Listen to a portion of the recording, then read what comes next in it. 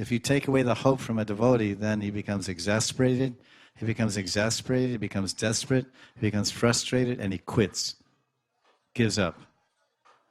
So Prabhupada often uses this term, hope against hope. As I said, in the most elevated devotees, they are completely bound, ashbanda.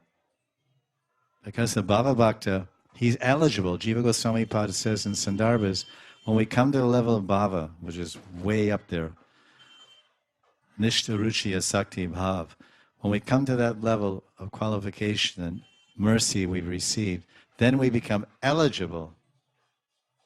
We become eligible to have darshan of Krishna. Spurti vispurti saksha darshan. But will we get that darshan? That's with Krishna. That's his will. Maybe next life, maybe not at all. Maybe we might take one life as a deer. Or become a deer devotee again. Become a deer, a mriga or a deer devotee of your Gurudev.